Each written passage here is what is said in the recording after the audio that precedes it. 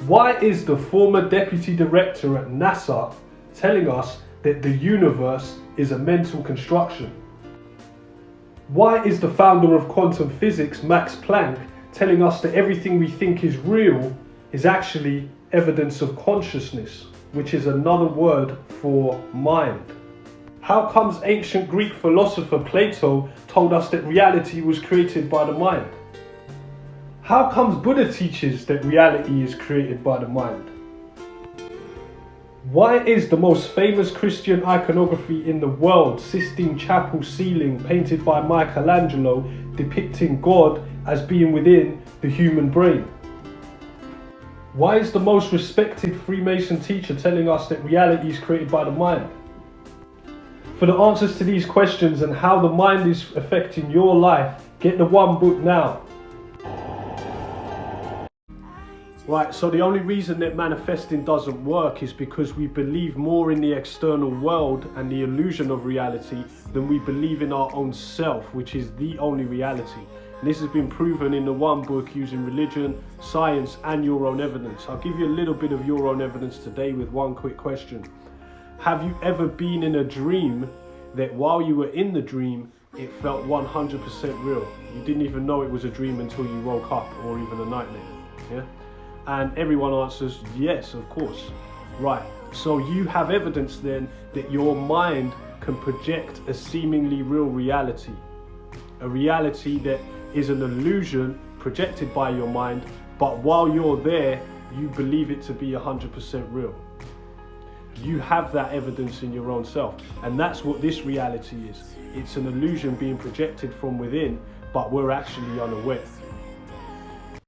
You have evidence that your mind can restructure and rearrange physical objects. I will show you how using one quick question.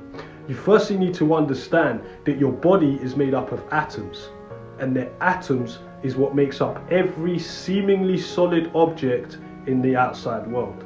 Okay? So the question I ask my clients to show them their mind has dominion over atoms is, if you intensely imagine the act of sex, does it make physical changes to your body? Of course it does. Everyone says yes. I've asked over 100 people this. Male or female, the answer comes back exactly the same. Yeah, if I intensely imagine the act of sex, it makes physical changes to my body. So this is your own evidence then, that if you intensely imagine something with a thought, then it can physically rearrange atoms, or that your instructions change your inner structure. Get the one book to find out more. There's a hidden secret behind the word imagine, where we get words like imaging and image. But if we break down the compounded word to find the words that have been merged over time, we see I'm a jinn or I'm a jinni. Jinn is the Arabic word for spirit, and also where we drink gin as an alcohol, it's also known as a spirit. As we know, a genie can grant you wishes, but unlike the tales of Aladdin, your imagination can grant you unlimited wishes. In the movies, when a genie grants you a wish, there's always unforeseen negative circumstances as a result. In reality, if you imagine something intensely, you are making your wish. However, if you're not aligned in consciousness and possessing the skills and characteristics in order to make your wish manifest, then imagination will set up a sequence of negative occurrences designed to help you develop those skills and characteristics. Get the one book to hear more. Amazing, Manley. I have no doubt that you already visualized that, and the outcome is powerful. And it's a great that, I went through that. I know it works, and I know that as more practice, as better you become. Obviously, that's a great foundation for the whole team now to start to build on top. And, working with Manley, in fact, 5 times increased my sales at the time when I would need it, when I was on the PASM program. And thank you for that. Now, thank you, man. It's all blessings. Now it's all about practice, right? I know how it works, and whether I'm practicing it or not is my choice, obviously.